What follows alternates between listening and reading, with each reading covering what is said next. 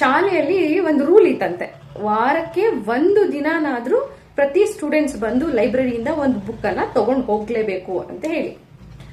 ಒಬ್ಬ ಸ್ಟೂಡೆಂಟ್ ಏನ್ ಮಾಡ್ತಾನೆ, ಯಾವಾಗ್ಲೂ ಲೈಬ್ರರಿಗೆ ಹೋಗ್ತಾ ಇರ್ತಾನೆ, ಒಂದಷ್ಟು ಪುಸ್ತಕಗಳನ್ನ ತಗೋತಾ ಇರ್ತಾನೆ, ಮನೆಗೆ ತಗೊಂಡ್ ಬಂದು ಇಟ್ಕೊಂತಾನೆ. ಅದ್ರ ಅವಧಿ ಮುಗ್ದಾದ್ಮೇಲೆ ಮತ್ತೆ ಲೈಬ್ರರಿಗೆ ವಾಪಸ್ ಕೊಡ್ತಾ ಇರ್ತಾನೆ.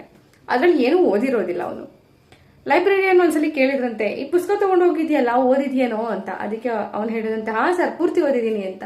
ನೋಡೋಕೆ ಇಷ್ಟು ಕ್ಲಿಷ್ಟಕರವಾಗಿದೆ ಅಂತ ಕೇಳಿದ್ರಂತೆ. ಅದಕ್ಕೆ ಅವ್ನು ಹೇಳಿದಂತೆ, ನೀವು ಕೊಟ್ಟಾಗ್ಲೇ ಹೆಂಗಿತ್ತು ಸರ್ ಅಂತ.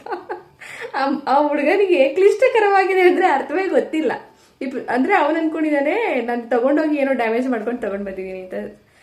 ಮಾರಲ್ ಆಫ್ ದ ಸ್ಟೋರಿ ಏನಪ್ಪಾ ಅಂತಂದ್ರೆ, ಕೆಲವು ರೂಲ್ಸ್ ಗಳನ್ನ ನಾವು ಮಾಡಿರ್ತೀವಿ, ಆ ರೂಲ್ಸ್ ಇಂದ ಮಗುವಿಗೆ ಅಥವಾ ಮಕ್ಕಳಿಗೆ, ಶಾಲೆಯಲ್ಲಿರೋ ಮಕ್ಕಳಿಗೆ ಅಥವಾ ನನ್ನ ತರಗತಿ ಮಕ್ಕಳಿಗೆ ಅದು ಎಷ್ಟು ಯೂಸ್ಫುಲ್ ಆಗ್ತಾ ಇದೆ ಅಥವಾ ಅದನ್ನ ಬಳಸ್ಕೊತಾ ಇದಾವ ಮಕ್ಕಳು ಅಂತ ಯೋಚನೆ ಮಾಡಿರೋದಿಲ್ಲ. ಸುಮ್ಮನೆ ರೂಲ್ಸ್ ಗಳು ಮಾಡಿರ್ತೀವಿ. ಅಂತ ರೂಲ್ಸ್ ಗಳು ಬೇಜಾನ್ ಸ್ಕೂಲ್ಗಳಲ್ಲಿ.